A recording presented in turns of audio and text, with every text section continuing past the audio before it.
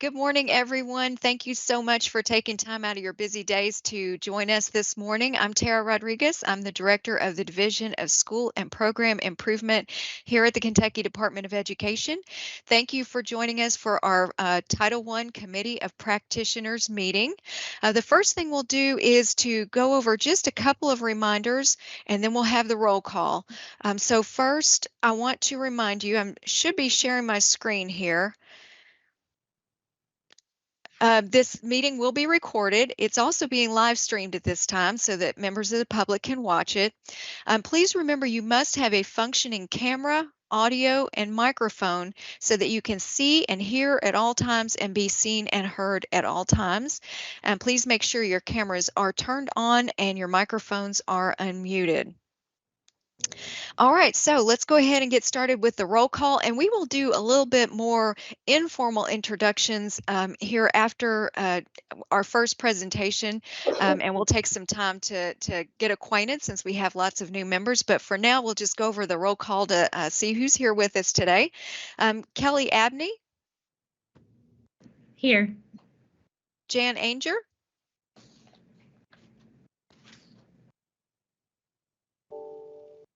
Sorry, here. Okay, thank you. Mary Beth Bowling. Here. Brian Coleman. Christina Dalton.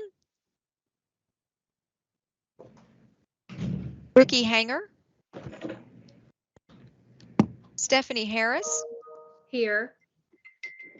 Diane Hatfield. Holly Kimball. Here. Steve Copier. David Malonti. Carrie Riggs. Here. Stacy Talley. Here. And Robert Sherrill Tanner. All right, thank you all again. Our first, as I said, we'll do some more informal introductions and get to know each other a little bit better here in just a little bit. But first, let's go ahead and we're going to start with our first presentation, and that is with accountability changes to the state plan. And joining us this morning is Jennifer Stafford. She's the Director of the Division of Assessment and Accountability Support. Thank you so much, Jennifer, for being with us this morning. Well, good morning. Thank you, Tara, for the introduction, and thanks to everyone here. I'm going to share my screen, so let me find my presentation.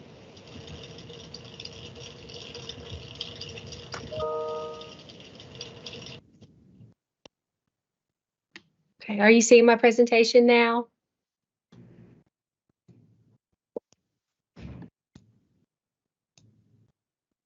I could see it. Can everybody else see it? Yes. Yeah. Wonderful. Well, as Tara said, I'm Jennifer Stafford. I'm the Director in the Division of Assessment and Accountability Support in the Office of Assessment and Accountability. And I hear that several of you are facing spring break next week, and hopefully you've got some really good plans. And if you're on spring break this week, I'm glad that you are here with us to hear about some changes to the ESSA state plan. When I'm going to go through the presentation, I'm going to ask you some questions to get your reaction to. The accountability system is quite complex, and there are continuous changes, if I may say, that the legislature is always changing something, and this hopefully will be the last change for a while. And we're going to ask your reflection on adding the change component into the accountability system. And if you have any questions specifically or suggestions on how to communicate the change better so that with your questions, it helps the Office of Assessment and Accountability know where the information needs to come from or the guidance needs to go to help better understand the accountability system. So we start back in 2020. So remember back before the pandemic, we had the General Assembly passed Senate Bill 158. So 2020, there before March hit us, and COVID-19, before we all knew what COVID-19 was, the General Assembly passed Senate Bill 158. It was signed into law by the governor, and it made significant changes to the state accountability system. It put into place several requirements that included state indicators. State indicators are these big components of the accountability system. They indicated that there was an exclusive list of state indicators. So the department interpreted that to be that's the only indicators that could be included in school accountabilities. So we can't add to or take from that exclusive list of state indicators. Within those state indicators, the bill requires that those indicators be evaluated on two components of status and change. And we'll get into those two in depth here because the change aspect is what's coming into place for the 22-23 school year. It also requires that the school indicators be reported on a dashboard. And you saw some of that in the reporting of 2022, where we had status and the overall performance. So we're expanding that dashboard so that it does incorporate now all the aspects of Senate Bill 158. So we're just now getting to the point where we can have the full implementation of the changes from Senate Bill 158 to the accountability system. So we had to go through the regulatory changes because once the statute changed, those regulations have to go through updating to align to that statute. So that accountability regulation was reviewed, and we had multiple conversations with the Kentucky Board of Education. Those were back in 2020. We met with them multiple times to get their input and guidance on the system. So for the 22-23 school year, the accountability system will be based on status, which is the current year performance, and change, which is the difference between the current year performance and the prior year performance. So this is the reason that change component is the reason that because it takes into account 2 years of performance, that we're just now getting to the fact that we can incorporate that change component into because you recall we didn't have testing in 2020. We had limited testing in 21, no accountability in 21, formal accountability. So then in 22, spring of 22, the state was able to test and be reported on status, which was that current year component. And now we're bringing into the system change because we needed that 2 years of performance. So the 23 will bring into account that change component. Now, the minimum M was also raised to 30 students in the school or in our student demographic groups for title identification for the lowest performing schools for TSI. The student groups have to have 30 in those. So those are the big components that have changed into the ESSA state plan. It brings about that status and change into the plan, and it also raises that minimum N to 30. The state indicators for the system include state assessment results in reading and math. So that's the state assessments that the students take, whether that's the Kentucky Summative Assessment or the alternate Kentucky Summative Assessments for our students with the lowest functioning 5% of or 1% of students. Also, the state assessment results for science, social studies, and writing. And the writing does include the on-demand and new the editing mechanics. It's not been around for very long. The other indicators include the progress on English language proficiency. Those scores come from our access and alternate access assessment given to our English language learners. That assessment was successfully administered this past January, February, thanks to all of our English language learner teachers that were able to administer that. It went very well. The Climate and Safety Survey is a perception data that is included in the system. It is a survey that is given to our students that take the Kentucky Summative Assessments and alternate Kentucky Summative Assessments. We have different forms for elementary, middle schools, and we do high schools. And then we also, that survey is adapted for our students in the alternate assessment program. Jennifer, can I interrupt real quick? I'm sorry. Absolutely. The slides are not advancing, and so just wanted to. We had a comment in the chat. Okay. Asking if we Thank you could. for the. Sorry to interrupt. No, I'm glad you did, because it's a lot of information to.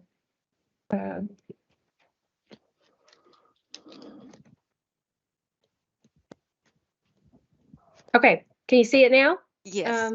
Okay, so I'm going to slide. I tell you what, I'll just leave it in this mode. I think what happened was I put it in presentation mode, and when I did that, it switched. So I'm just going to leave it in this mode if it's okay. Looks good to me. I agree though. Those presentation modes are tricky. Yeah, I struggle with those. So I'll make it a little bit bigger for us here. How's that? It looks good to me. Hopefully everybody else is good with it. Okay. Okay, so thanks for doing that. So we've talked about the regulation here, and you can see when that became effective, and the two components of status and change, and then the minimum in, and I was going through the indicators. So that quality of school climate and safety survey, again, is perception data based on that survey that is given prior to the Kentucky Summative Assessment or that alternate Kentucky Summative Assessment. Post-secondary readiness, there are a multitude of opportunities that students have to demonstrate post-secondary readiness. This is another change that was in the ESSA state plan, because the legislature decided that the students only had to demonstrate one measure for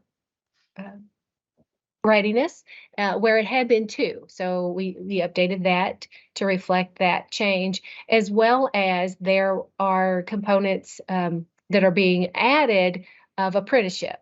So there are changes to the ESSA state plan to that post-secondary readiness that, again, align to those statutory changes.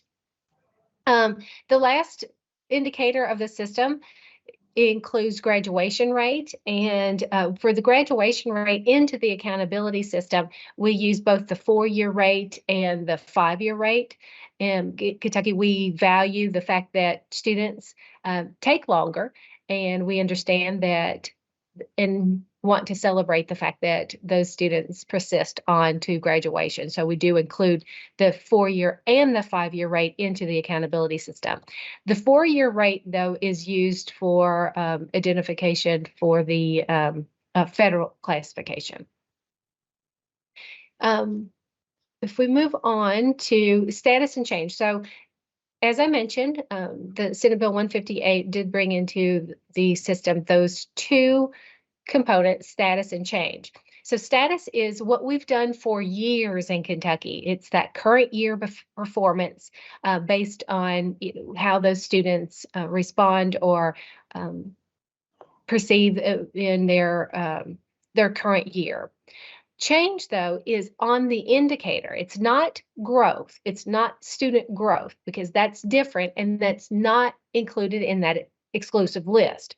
So change is the difference between this current year and the prior year. So for 2023, it will look at the state assessment results and all of the other indicators, how the schools did in that indicator, and compare it back to what they did last year in 2022. So it's very simple concept, but when it gets to application, it can get a little complicated in the development of it. So status, current year performance, and change, the difference between current and previous years.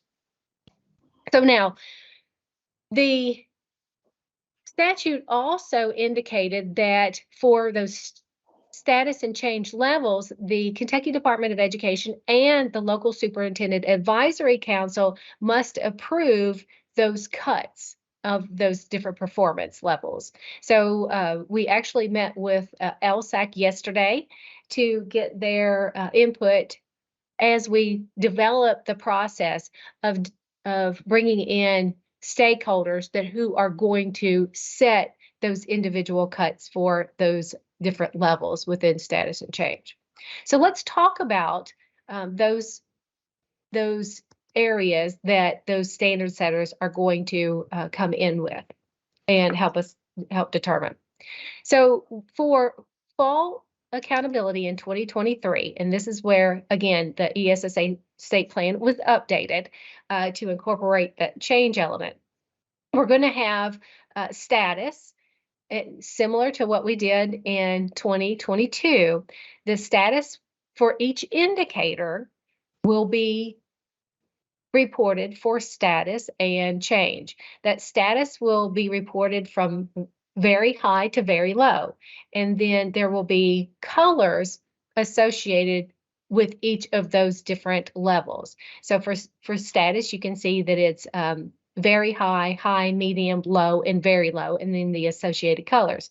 And then for change, similar color coding, but for change, it's going to be reported as from significantly increased to significantly decreased, and on each of those different indicators. So each indicator will have this overall performance, which is going to be a color for each of the indicators, and then underneath those indicators will be status and change. Then once we get all of those indicators set, then there's going to be an overall performance rating for the whole school, and that's, again, going to be by color. Finally, we'll have the federal classifications that will be identified. So let's unpack that just a little bit for us. So for indicators, there will be status and then change. So if you look at this table, this is the table that is going to be used for all of our indicator performances. So this 5x5 color table. So let's take, for example, on status. And it's status, again, remember that's current year. So if we look at the very first row, it says very high status in the current year. So if the school is very high and they increase significantly, so you would go from the first row on the first row all the way over to that right-hand column, and that indicator would be reported for the school as a blue. So that would be your overall or your indicator performance level. Let's take another example. Let's go all the way down to very low in current year. So if the school was very low in their performance on any of those indicators and they increased significantly, so we would go all the way over to box D, and that indicator would be reported as a yellow. So you can see how the status and change component comes together for that indicator performance level. So these cuts, then there will be numbers behind each of these cuts, and we will bring in a committee beginning this summer to help develop where those cuts are along that scale. Now, For reporting, it'll look something similar to this. This is an example of how our individual indicators could be demonstrated. So you can see here on the left, you can see that this is a middle school example for the indicator of state assessment results in reading and math. And you can see that there's a legend there for status, and you can see from very low to very high and the colors associated with it. And then you can see the change from decrease significantly to increase significantly, and those are could be indicated by arrows, up, down.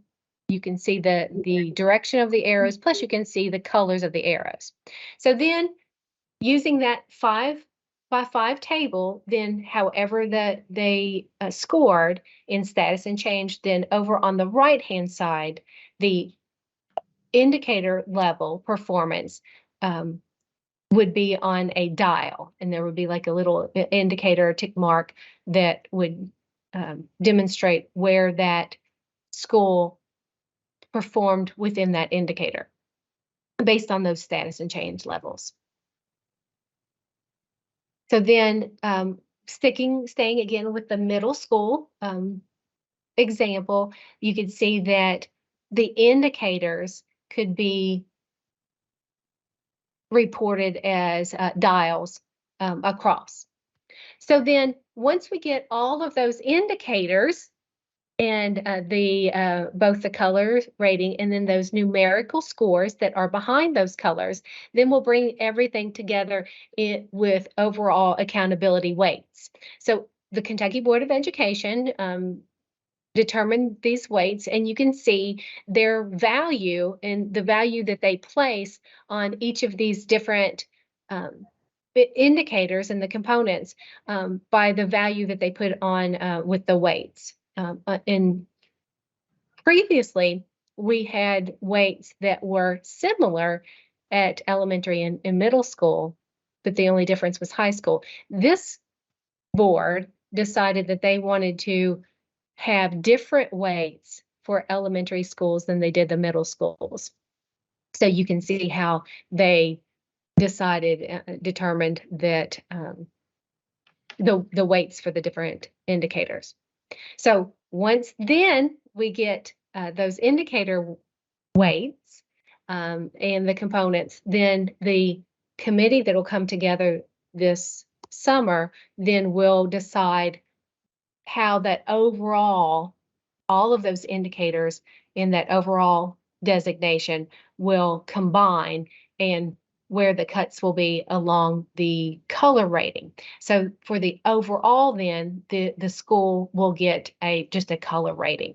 So the color rating will be the highest tier on the school report card that you can see. And you can see that again, because of the statutory language that it needs to be a dashboard, that it'll be that the different colors. And this is again an example of what it could be like for that overall performance rating for the school. Just got a few more slides about how we get there. So looking ahead at 2023, how do we get to these cuts?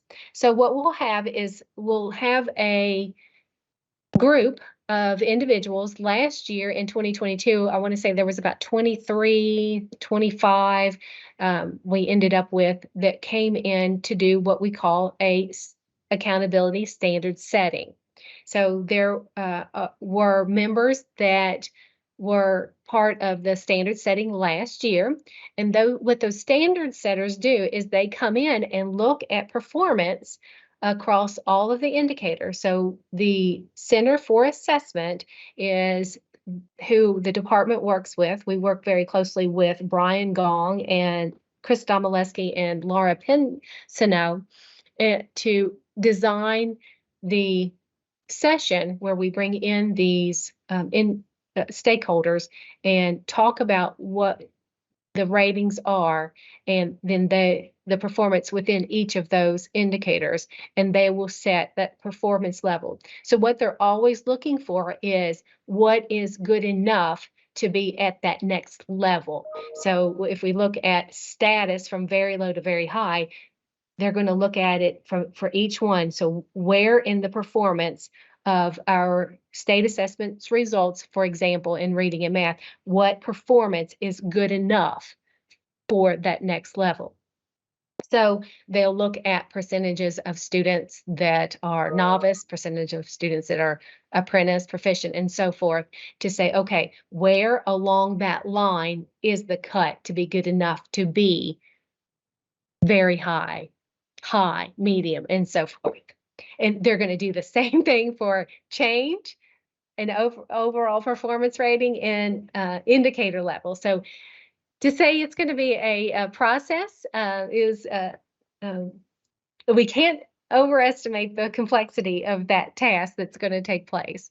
So those performance standards committee will come together and they will make the recommendation to set those performance levels. And again, that's going to be for status, it's going to be for change, then that overall indicator, those where those cuts are, and then they'll do that for each status and change across those different grade levels of elementary, middle, and high.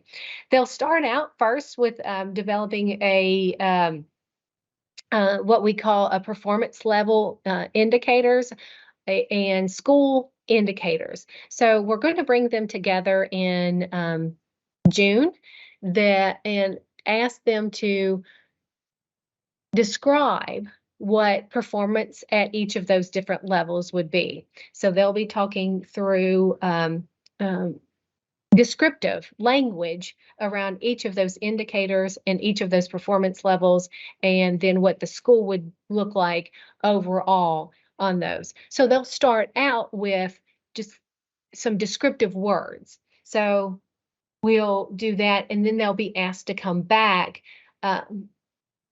in September to actually look at the data in order to make those determinations. And they'll be guided by what they said in June about what they want performance to be at those different levels. So we've already started the key steps for this meeting to develop it. We started in January and February working with the Center for Assessment on the initial development of the process. We looked at feedback from KDE, LSAC. We were also informed by our Kentucky Technical Advisory Committee. They had some suggestions, and we also learned a lot from the process that it went through last year. When you do something for the first time, you learn a lot of what worked well and what could be process improvements. So we did learn from that. We took some of that learning to LSAC. Again, with yesterday, we were looking for policy guidance from LSAC and the commissioner. And so we're here in May, as you can see, that we're looking for, or March, where we were looking for guidance from LSAC, and we'll go back to them in May. They have a meeting on May 30th that will go back and reiterate some things and be very detailed on with the planned process that the standard setter committee will be going through. Then again, bring the standard setting committee back in June for the development of those specific level descriptors for both the indicators and the school performance.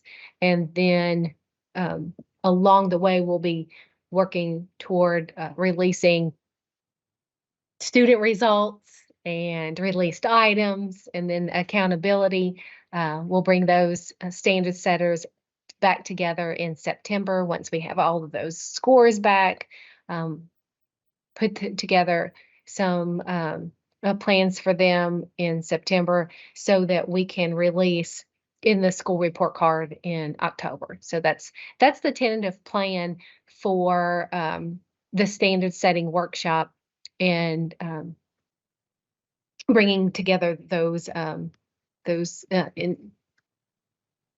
stakeholders and the release of the accountability. So let me pause there. So back to my original questions I asked.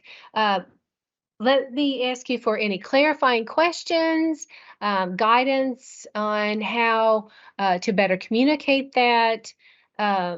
Just what questions or suggestions do you have for the Office of Assessment and Accountability?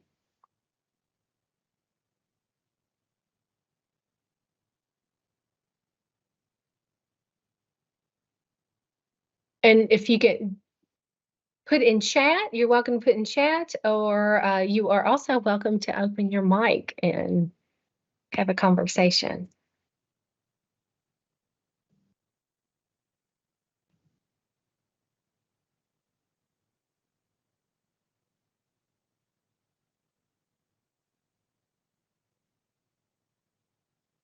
That was a lot of detail. That was a lot of detail.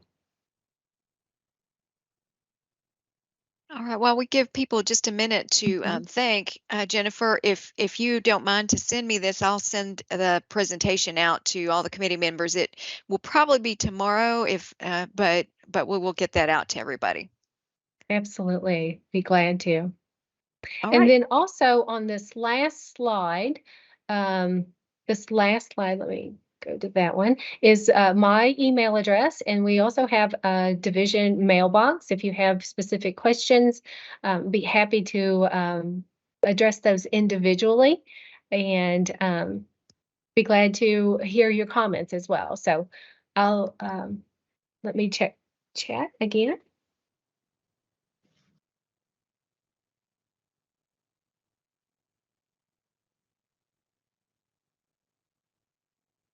All right, I don't hear any questions, Tara, so I'll give it back to you. And again, thank you for the invitation to meet with you and talk with you today. And I appreciate everything that you all do, and wish you the best for the rest of the school year, and get some rest on that spring break next week, because the end of the school year is always fast and furious. That is so true. Thank you so much for being here, Jennifer. It was really interesting. I appreciated listening to your information. Thank you. Thank you.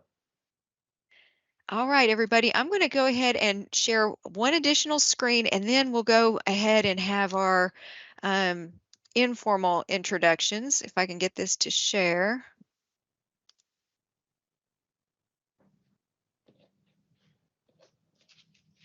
Okay, can everybody see the reminders screen?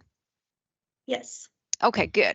All right, then I just want to go over this one little piece of information, just some background about this committee. The purpose of the community of practice is to advise the Kentucky Department of Education in carrying out its responsibilities under Title I, and we're going to go through some background about Title I here after we get a little better acquainted. And the community of practice is a statutory requirement, and so we are required to do this, but it's also, I feel like, a really good opportunity and a best practice to do as well. So the ultimate responsibility of committee members is to advise KDE in carrying out its responsibilities under Title I.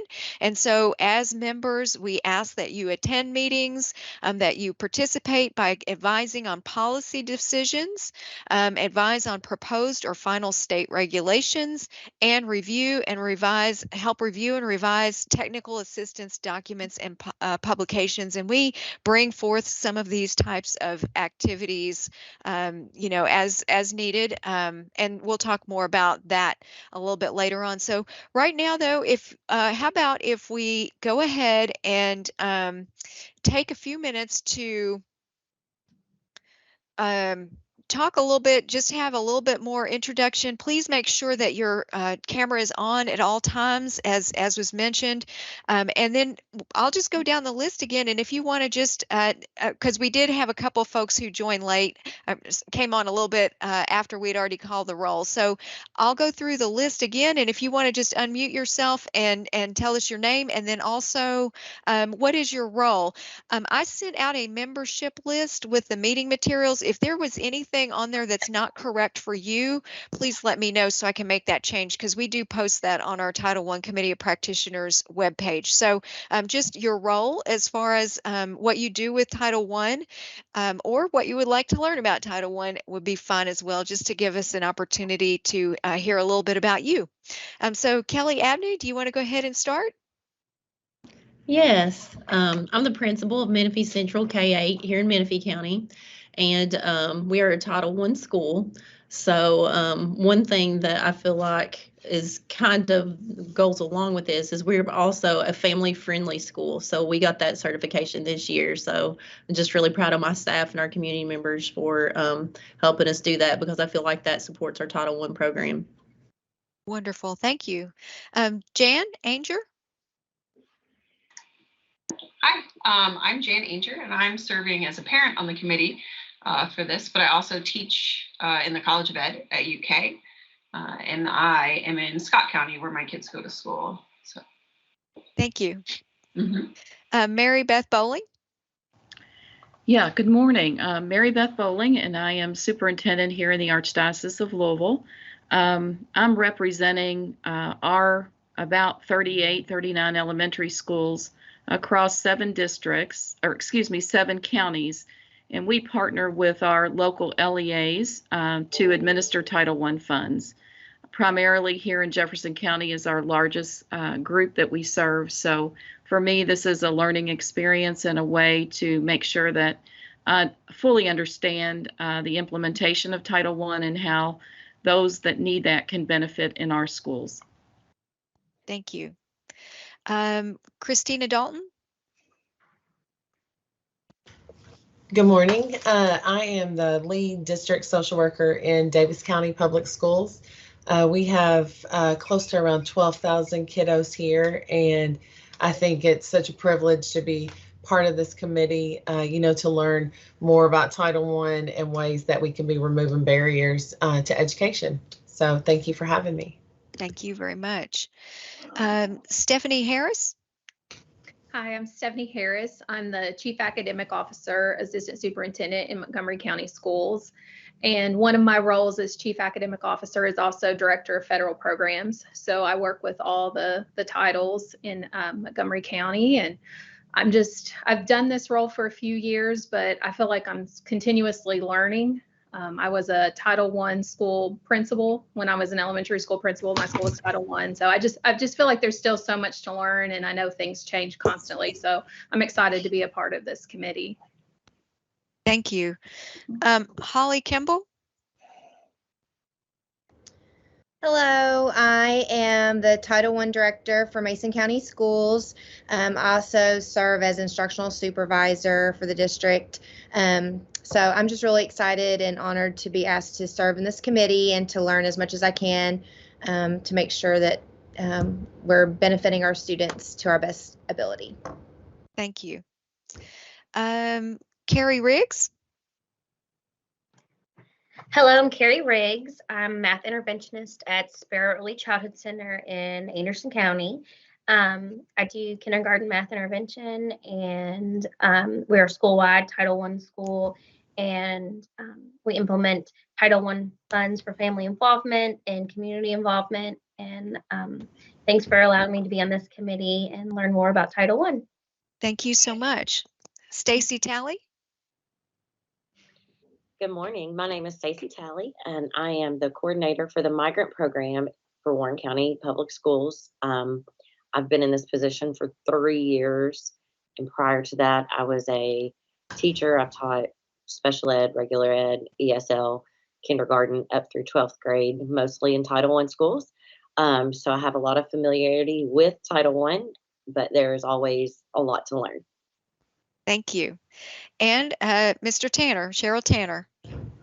Good morning. My name is Cheryl Tanner, and I work in Webster County Schools, migrant education advocate and recruiter, and work closely with the families.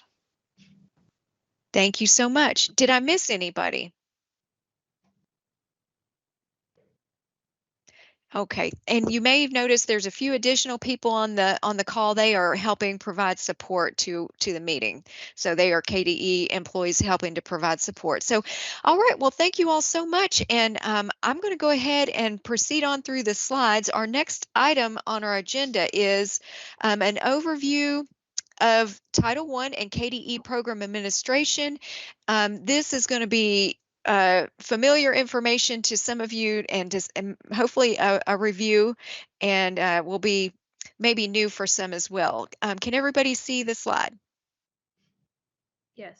Okay, so this was one I should have said earlier, but committee of practitioners members are Kentucky residents who have knowledge of and or demonstrated experience in implementing the provisions of federal law pertaining to Title I. So benefits of participating on this committee, it allows you to perform a state level advisory role and providing direct input on state policy and guidance. This is not a committee where we vote. It's more like giving recommendations, sharing experience, which is something that is very, very helpful to us, and providing suggestions as well.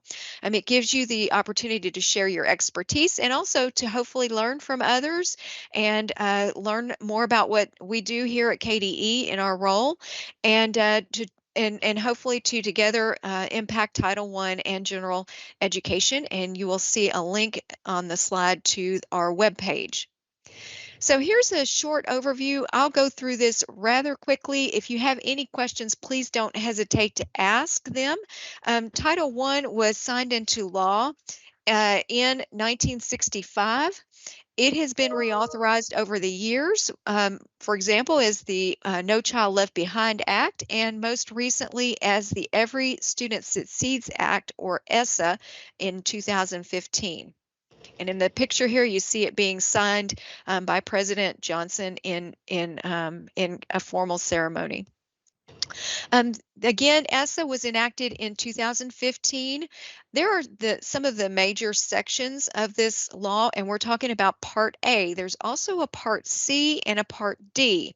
And so the overview I'm going to talk to you about is about Part A and Part D. And then afterwards, we have other presenters, Christina Benassi and Dwayne Klein, who will talk about Part C in a little more detail. So I'm just going to start with an overview of Part A and Part D. Here are some of the major sections of it. And the accountability information that Jennifer Stafford was talking with us about is found in section 1111. So that accountability information is in Title I, Part A. Here are just a couple of statistics for you. We do have hundreds of schools that receive Title I Part A funds. In 2021 to 22, there were 926. And in 22 to 23, this school year, we have over $249 million in Title I funding distributed to Kentucky school districts. So it's a very large program. Those funds are important to our schools. And so we at the department have one of our jobs is to oversee those funds and the implementation of Title I programs. So those funds, again, can be used for a wide variety of purposes. Schools do have flexibility in how they use the funds, but it has to be based on documented need. And it needs to be, the goal should be to raise student achievement. So here are some examples of how funds could be used. These are not all the ways they could be used, but these are just some examples to kind of show you the variety of purposes that those funds can help address. And I'll pause just a second to see if anybody has any questions so far. Please unmute yourself because I can't see everybody right now. So if you have a question, just go ahead and unmute, or you can always put a question in the chat and we'll get to it as soon as we can. All right. So at KDE, our responsibility is to oversee the Title I programs. One thing that we do is when schools or districts are going to receive the funds, they have to submit an application that explains how they're going to spend the funds, what are the uses they're going to do with those funds, and then also they have to submit a budget, which I'm sure most of you are well aware and familiar with that. They submit a budget that shows how much they're going to spend on each of the activities or initiatives they plan to implement. With that, we also have to monitor the programs, and that means just to, there are various ways in which we monitor, but we are checking to oversee the funds to make sure that they're being spent in a timely fashion, because as you know, there is a deadline with them, and so we want to make sure the funds are being spent in a timely fashion. We also provide technical assistance when schools or districts have questions about how they can spend the funds or questions about other requirements of Title I Part A. And then another important role of our agency is to submit accurate data. We are required to submit data. And so we work with schools and districts on their data and then have to make sure that our reports to the Federal Department of Education are correct. So we must ensure the proper use of grant funds and that programs support the purpose and intent of Title I. And we also have a state plan that Jennifer Stafford was talking about before, and we have to make sure that the activities in our approved state plan are being carried out. So let me talk a little bit about Title I Part D. This is prevention and intervention programs for children and youth who are neglected, delinquent, or at risk. And so we'll start with some definitions of neglected, delinquent, and at risk. And I'm not going to read that to you. I'll probably just skim over these pretty quickly unless there are questions. So you see a definition of neglected, a definition of delinquent, and here are definitions of at-risk students.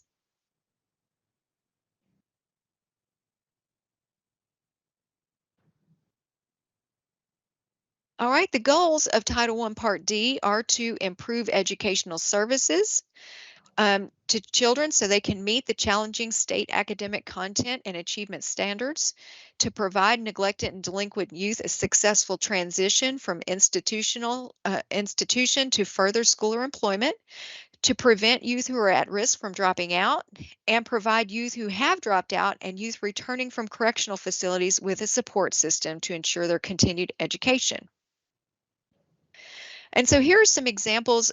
This is one of the subparts under Title I Part D. This is with the local educational agencies, and here are examples of the kinds of programs that you might see in a school district or local educational agency. And then there's another subpart 1, which is for the Department of Corrections and the Department of Juvenile Justice. And a lot of the roles that you will see with Title I Part D are very similar to what you will see with Title I Part A. Those are listed here. Again, you'll see a lot of similarities, including the submitting of data, monitoring, that's a similarity, overseeing, approving applications, budgets, and expenditures. So a lot of similarities here. And does anybody have a question or comment about that overview?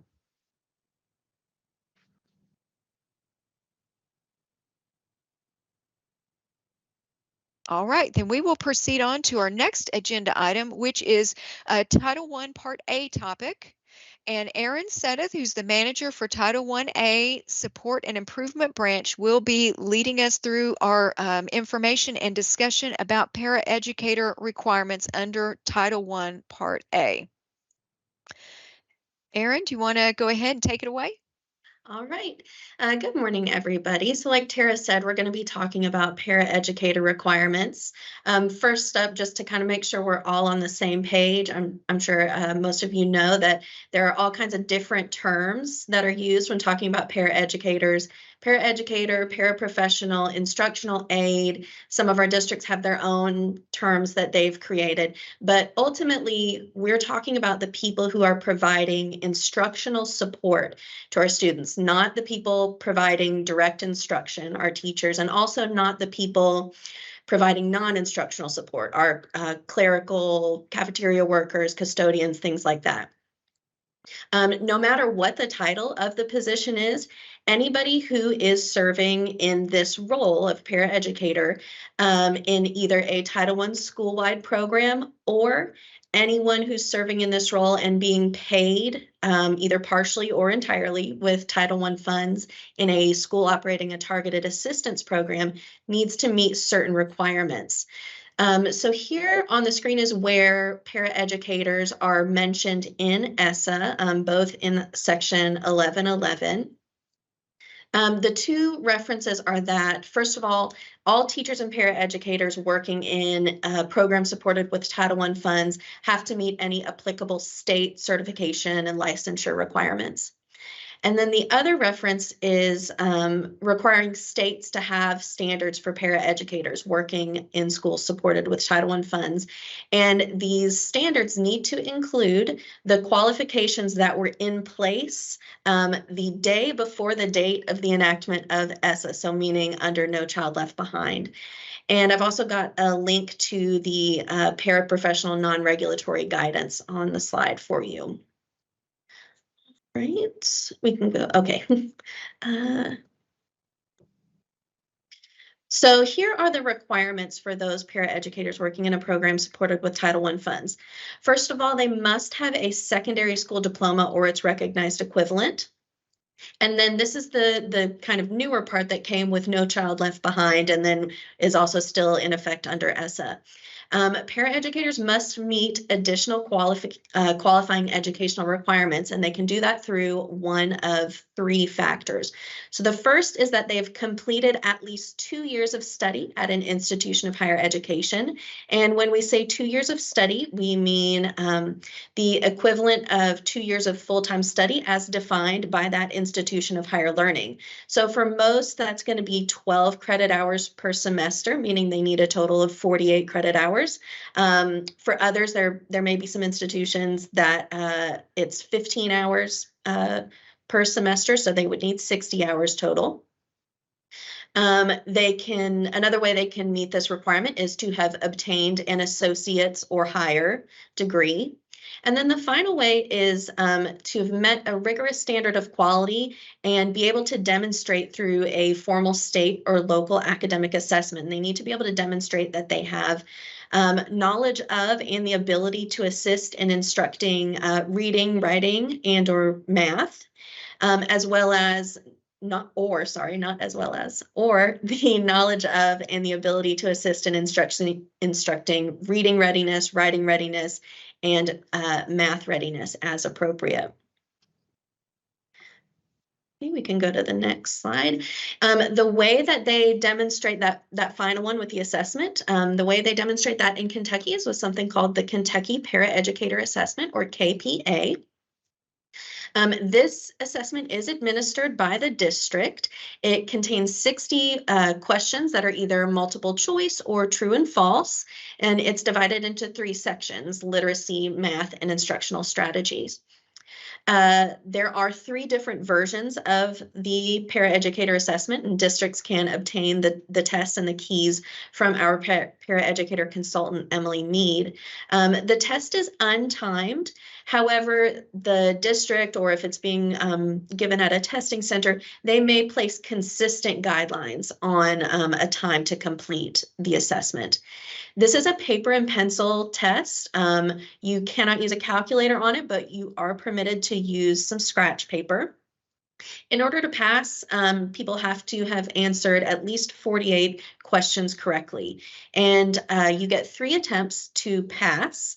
And then there is the ability to have another attempt if you've taken it 3 times and you're unable to pass. And the way that works is that then the district needs to provide some sort of additional support or tutoring in the particular area that is giving this potential paraeducator some difficulty. Any record of who's taken the test, how many times, their scores, all of that information is maintained by the district. KDE does not maintain that. And on our paraeducator requirements in Title I Schools webpage, we have a study guide that future test takers can review. So we're going to move on to our discussion points. So we know that obviously there's a teacher shortage, and districts are putting a lot of different measures in place to really try to increase the number of teachers. And we've also been starting to hear from some districts about some similar issues with paraeducators, especially in Title I schools where these additional requirements are in place. And so we just kind of wanted to start some conversation around this topic, and got some general discussion questions. And I'm really hoping to hear from all of you in your specific context and role, and how paraeducators play a factor in that. We want to be able to understand the problems a little bit better and hear if there's anything that we at KDE can do. So please participate in our discussion here. First up, just can anybody share any issues that you may be having in finding qualified paraeducators to work in your Title I schools? Erin, I don't care to talk. Yeah. This is Stephanie Harris from Montgomery County. Mm-hmm. We find, we're not a huge district. We're about 4,500 kids. At any time, we probably have 4 to 5 para positions posted, trying to find qualified applicants. We struggle, especially with the assessment piece of it. A lot of our people struggle to pass, especially on the first time of the test. Okay. The portion that really gives ours the most trouble is the math portion. And we kind of feel like when you look at that, they're being asked to do math that is probably beyond anything that they're actually going to be doing when they're working with students. So I don't know if there's any support that you all can help with that. We do have, of course, access to the study guide. I don't know if there is maybe a way to create like an online study guide where they could go in and kind of take practice tests and get feedback on what it is that they're missing and how to do that. That may be a suggestion. But I know that's something that we really struggle with. I don't know how the other districts are doing with that. Okay. Is anybody else having the similar issue or different issue?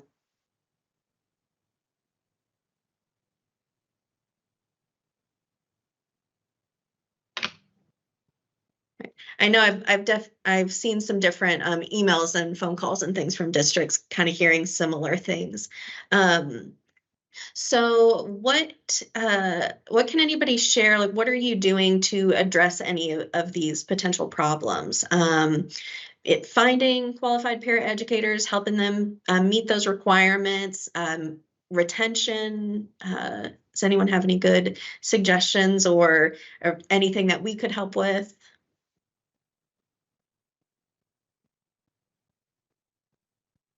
I don't care to share what we're doing in Montgomery County to address it. Sorry, this has kind of been at the forefront this year a lot. So yeah. We have put together a recruitment and retention committee, a district committee made up of lots of different roles, parents, community members, to kind of talk through. And so there's things that we're doing, and beyond just raises. I mean, everybody knows raises obviously are help. But other benefits, other recruitment tools that we can use that would want to make people come to Montgomery County. So that committee is working together on a lot of different options. One of the things we're doing too is partnering with our local universities. We have a partnership with UKU, MCTC, Moorhead, looking at like those option 9s for our people to try and grow our own. Also with EKU, getting discounted tuition rates and things. So that's really not just for our teachers, but also for our paraeducators who maybe want to go on. We've even looked at, with our paraeducators, some flexible hour options if needed to be. And that's not just para, but for our all of our classified staff, like custodians and things, if we need to be a little bit flexible. Okay. So. Yeah, that I hadn't considered, like the hours or the discounted tuition. Those are really good benefits that would appeal to people. I would like to add something to that. I'm Carrie Riggs. I'm a math interventionist at Sparrow Early Childhood Center in Anderson County. And I have the opportunity to teach in a building where all classrooms have paraeducators. We're preschool, kindergarten.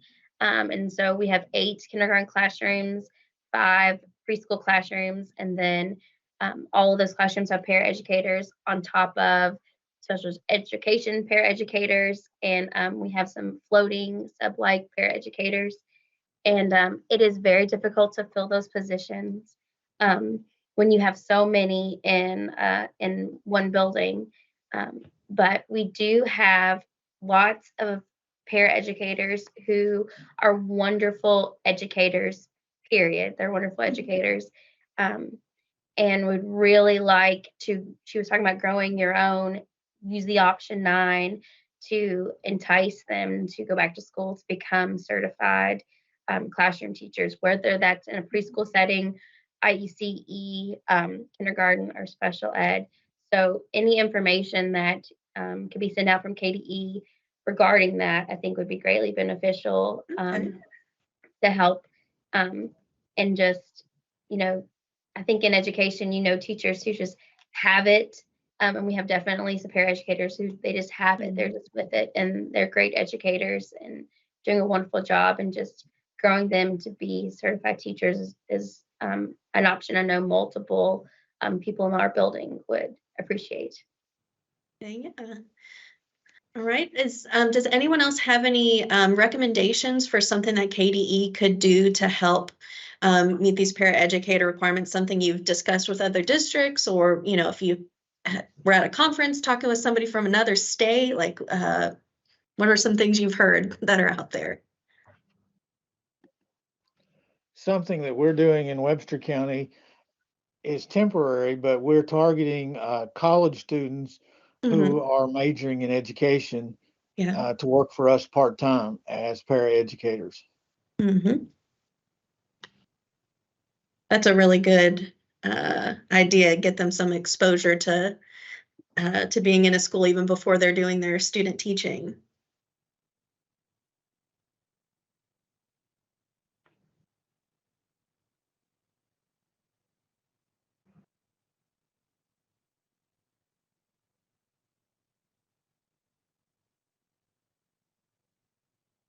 All right.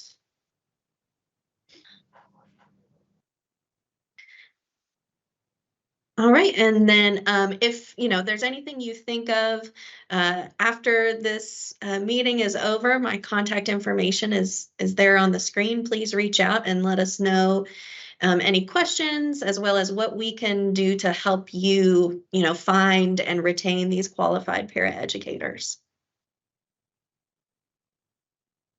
All right, are there any questions about any further questions?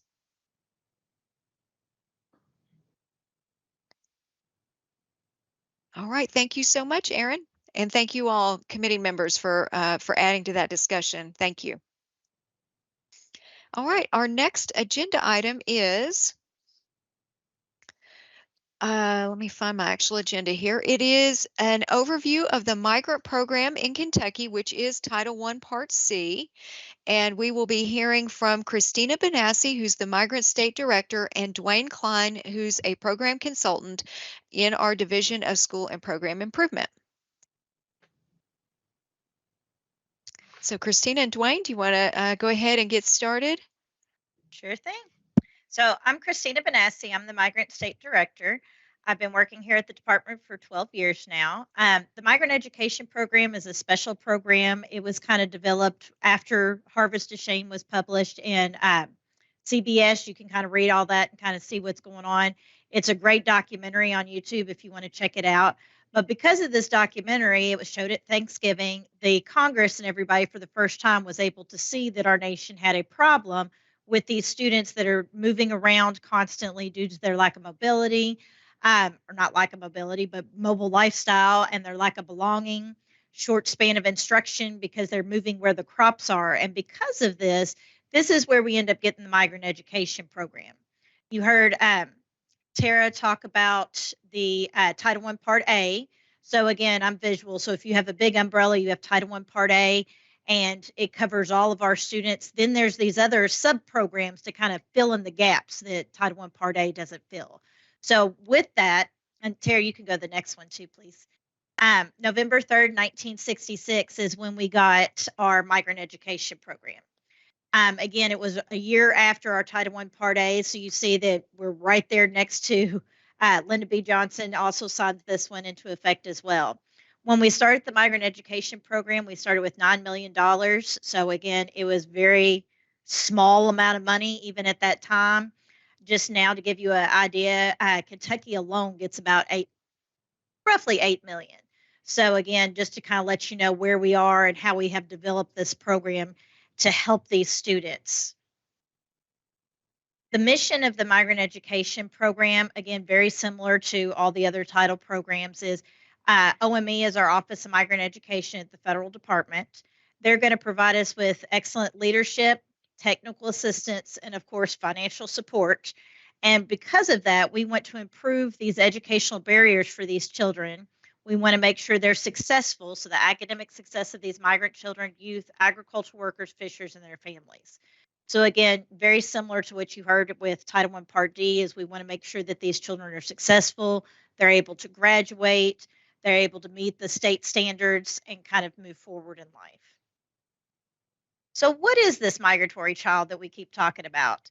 So a migratory child is a student not older than 21. We do start at birth. Once they turn 22, they would no longer be in our program. They're anybody that is entitled to a free public education. So again, they may be younger than school age, preschool children, or like I said, birth through 3 is fine as well. And they have made a qualifying move.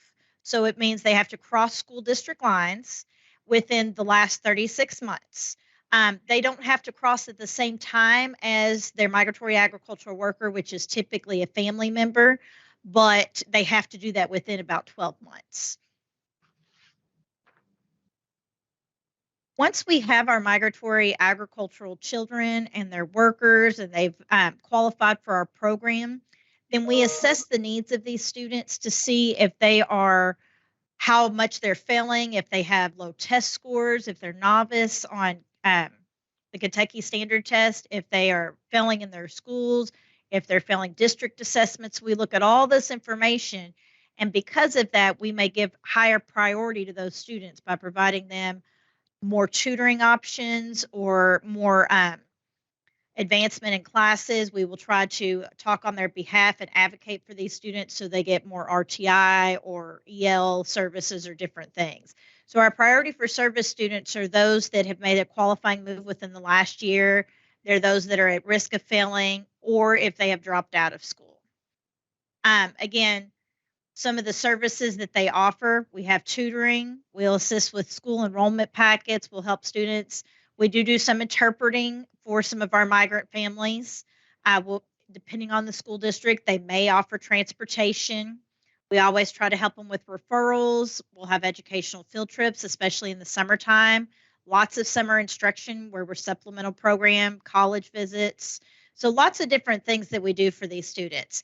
We do have some out-of-school youth, so some students that come strictly from Mexico or different countries. They're called H-2A workers, and they may come here strictly to work, and we may provide them with lessons on how to order McDonald's or how to spend money or how to do different things to be able to help them live in our environment. We also help with GEDs and stuff if they want that as well. So the migrant education program is a supplemental program, so you'll hear that a lot.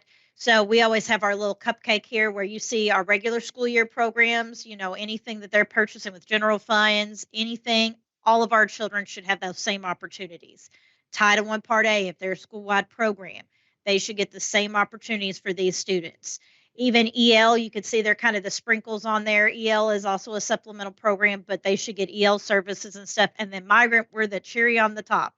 So we need to make sure that we are supplemental beyond everything else. So they get all these other services first. If all these other services cannot help the student, then that's when we step in and we provide those additional services to help those students.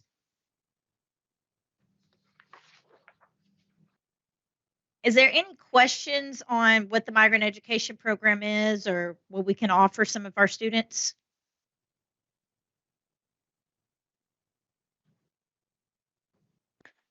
If you all do have a question in the chat. Oh, we do. Okay. I think that one's actually for me, for paraeducators, and I'm working on an answer right now. Oh, okay. Thank you, Erin. Well, if there's no questions, I'm going to let Dwayne Klein, he's our program consultant, he's going to get some feedback from you guys about what's going on in our program right now in Kentucky. We have one of our service centers that are no longer wanting to be one of the service centers, so we just need some feedback with you. So, Dwayne?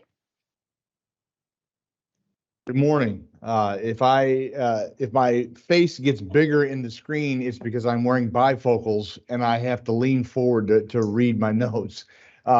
We are in the middle of the migrant education program is a region-based program in Kentucky. The federal government leaves the administration of the migrant programs to the states. And so we have chosen a model where we have 4 regions around the state.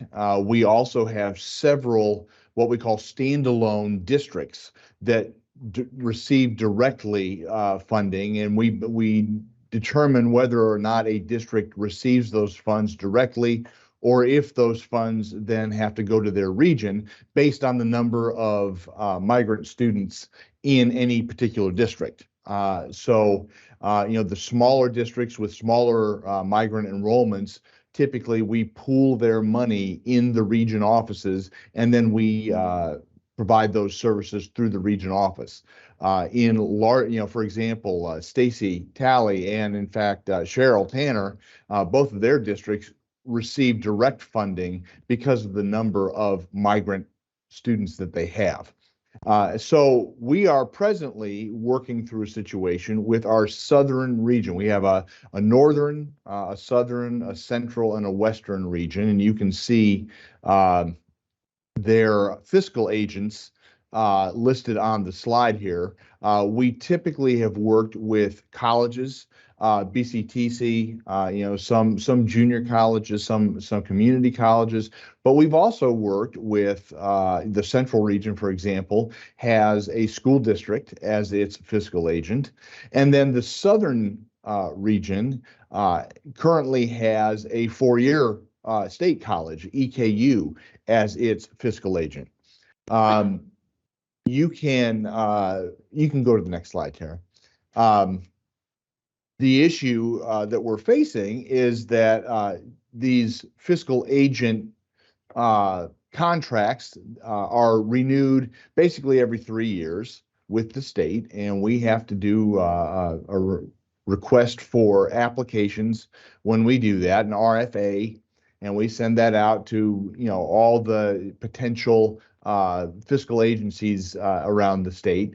And EKU signed on to be our fiscal agent in the southern region. They have been for several years, but they have undergone some changes. And after the first year of their current contract, they've decided not to continue as the fiscal agent.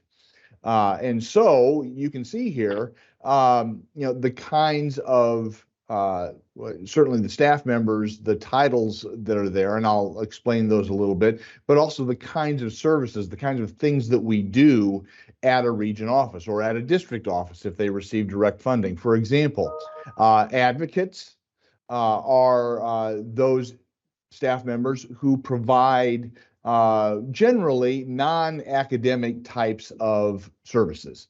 We are a supplemental program, but the services that we provide to migrant families are fairly comprehensive. We don't necessarily, for example, we may not run a food pantry in the migrant program, but we're going to be able to connect families to food pantries around their district or around their area. If they need winter clothes, we try to set them up with an organization that can provide that. And so an advocate is going to be that person who needs to know their district, their area very well, and so they can help families connect with the kinds of services that they need. Recruiters, migrant education shares a similarity with special education. The federal government, the federal law indicates that we are obligated as educators to go out and find both special education students when they're very young. It's called Child Find. And of course, in the migrant program, we as a state are obligated to find migrant families. And you say, well, why is there that obligation? Well, by definition, migrant families move an awful lot. We have families in our state, migrant farm workers who move seasonally, so they can move 3 and 4 times a year, and every time they do move, their kids are having to change their school environment, their context, and so on. So recruiters are employed to go out. Cheryl mentioned he does a good bit of recruiting down in Webster County. He goes out and talks to farmers. He will ask permission to go onto a farm and speak to farm workers who are there. And then we have a set of eligibility requirements that he has to, as he's speaking to these workers or family members, he's kind of checking off the boxes to see if there are any potentially eligible people involved at that farm. And that is something that goes on around the state. We in Kentucky, we see a good bit of eligibility based around tobacco farming. We have several chicken processing plants around the state where we have a lot of workers engaged there. Vegetable farming, cattle farming has some eligible types of labor that are involved. Interestingly, here in Kentucky, working on horse farms is not an eligible activity because, of course, here in Kentucky, most of the horses we raise are for gaming purposes, and that is not an allowed agricultural activity. Tutors, we typically partner with local school districts to provide tutoring directly to students, whether it's maybe a pull-out type of situation in a school where we have several migrant students and they meet half an hour a day or something for tutoring, or more regularly, we provide after school and at-home tutoring for our migrant students. The coordinator here of the region is the person in charge of managing those services and making sure that the advocates, recruiters, and tutors have assignments that they understand and they can go out and provide the needed services to families. And then our data clerks, the migrant education program is one of the most data-rich environments I've worked in. I was a high school principal for 18 years, and there is an enormous amount of data that flows through the program here, whether it has to do with the types of services we provide, student academic data, those sorts of things, because our goal is to help students get to high school graduation. The eligibility that extends from finding an eligible family lasts for 3 years or until they make another move. Okay. And so we get kids for 3 years at a time, and we try to make the most of that time with them. Now, in the southern region, you can see here, there are 5 standalone district programs, and those standalone programs earn enough student-related money to warrant them having their own programs. So Casey County, Jessamine County, Lincoln, Wayne, and Woodford counties all have sufficient numbers of migrant families and students to warrant having their own programs. The consortium programs you see here are where 2 districts, at least one of whom might not make enough money on its own to have a program, but they decide to go together. And so these are typically, you might have a smaller independent district, for example, Berea, that joins with Madison County. And between them, they'll have enough students to making, to warrant having a program that they can then serve together. Also, Pulaski and Somerset have gone together to provide migrant services. Now, the southern region, this again, EKU has been the fiscal agent. They very shortly will not be.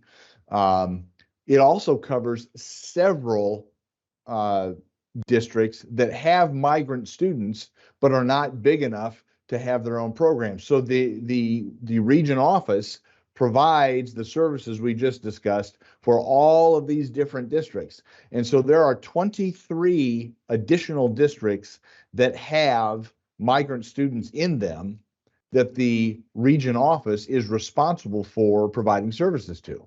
Okay. Beyond that, there are a total of 42 districts that do not have their own programs, that at least once a year the region office has to go into and kind of do a survey, a poll of that district to make sure that no migrant students have moved in. Because as soon as they're there, again, we're obligated to find them and serve them. And so you can understand the dimension of the work that needs to be done by a region office. Okay, Tara. So we have been looking at several options of how to manage, EKU's decision to not continue as the fiscal agent.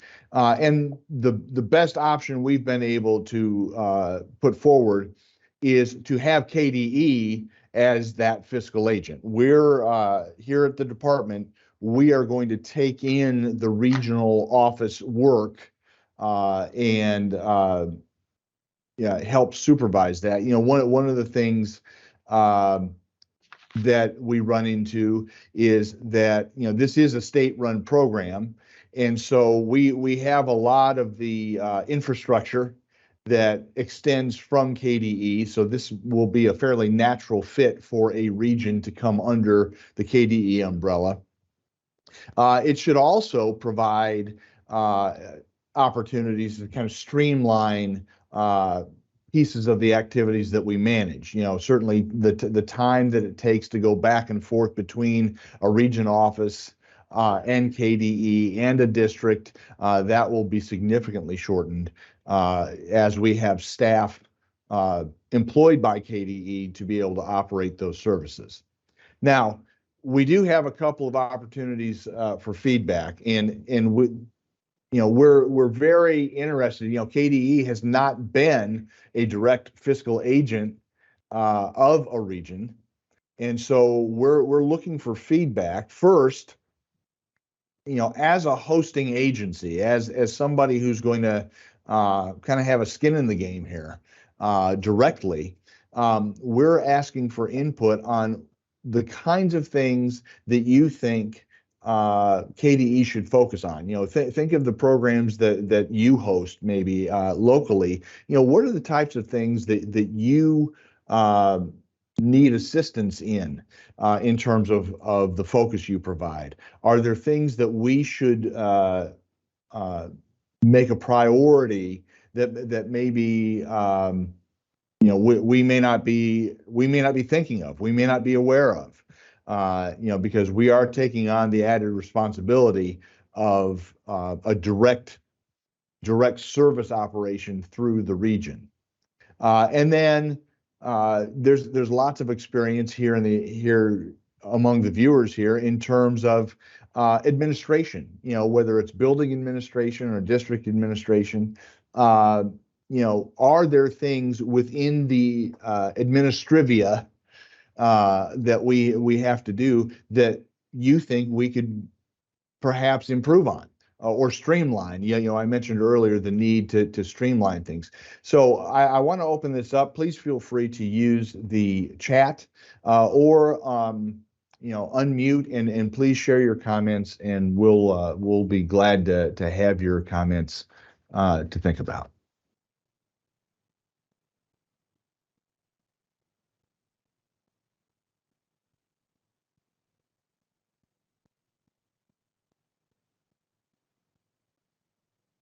Wayne, I don't care to share a few things. Please. So this is Stephanie Harris again. I'm getting ready to see Dwayne and Christina in a few That's weeks. Right. That's right. Hello. Obviously, I'm not in the southern region. I'm in the northern region, Mhm. but But you're close. Some areas, yeah, right? We're close. Some areas that I think that I know we're constantly focusing on is Yes. that summer learning, when a lot of times the school districts aren't providing as much support. Of course, right now with COVID money, a lot of people are, but after that money goes away. So I think that summer learning, of course, it's hard where we're not fully funded anymore for that. So any, advocacy towards that. And I think always working for that high school graduation, making sure our kids are on track to graduate from the migrant program. And then just preschool focus, as many kids as we can get to enroll, because we know early intervention is key. So I don't know if that helps, but. Thank you. Yeah, we are, we're trying, we're in the process now, of course, of staffing and thinking about a way forward, but to have those service priorities right off the jump here is going to be vital. So thank you for that, Stephanie. There was a comment in the chat. Can somebody pull that up? And let's see here. Let's see here. Yeah, Christina, thank you for Christina Dalton. This is probably not an option with migrant, but housing is increasingly becoming an issue for parents. And even when we find housing, it can be a credit score issue that stops them from getting housing. I know there are probably not a lot of options in this area, just a thought. And Christina, that is a thought. You've got a pretty robust migrant program there in Davis County. And one of the things that we frequently have to partner with in terms of services are your local homeless advisors, because we'll end up particularly in migrant settings, you end up with 3 and 4 families, right, living together under one roof. And those families, when you see the doubling up and so on for economic necessity, that is considered a homeless type of situation. And so helping people navigate the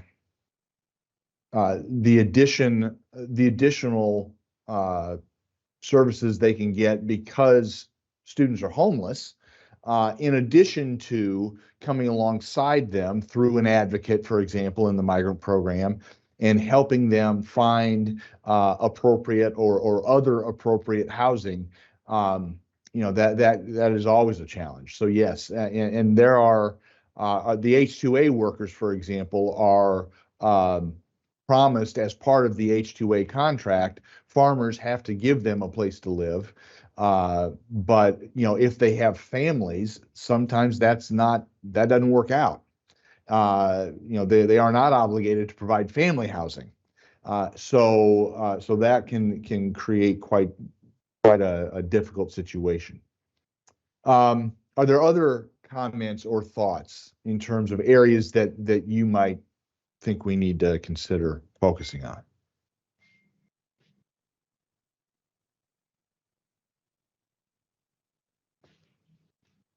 I don't have any more for the Southern, but I do have just a few maybe on the administration in general. Yeah, please. As we go forward. I know Fall Academy is great every year.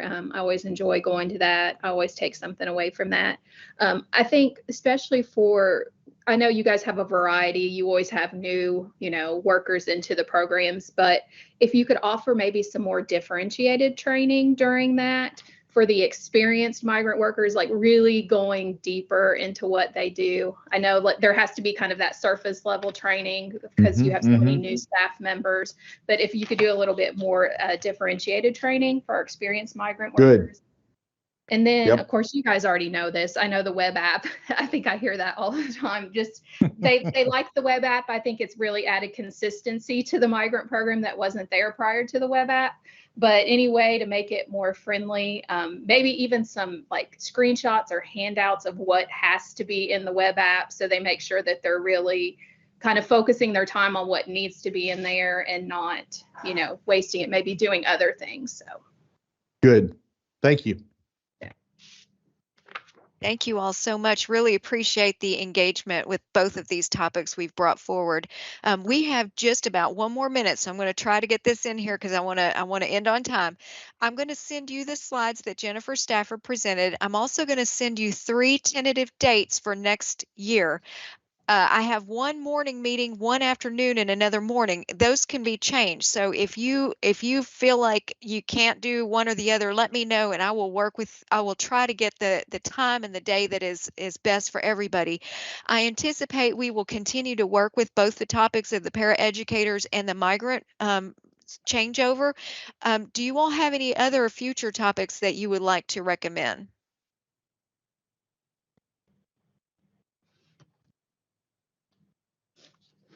I think anything around parent and family involvement with the Title I, and because that affects all the programs too, just any discussions around that and how we can, do a little bit more with that. That's a great topic. Thank you. Anything else? I've made a note.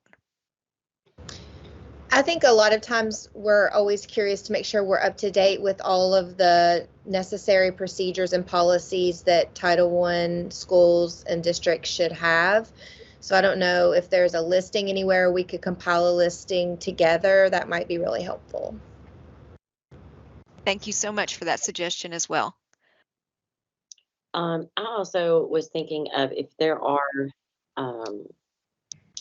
suggested curriculums for the different Title I groups. I think we all are doing things, but if we could maybe discuss those, the pros and cons, and working with each group so that there is some consistency across the state.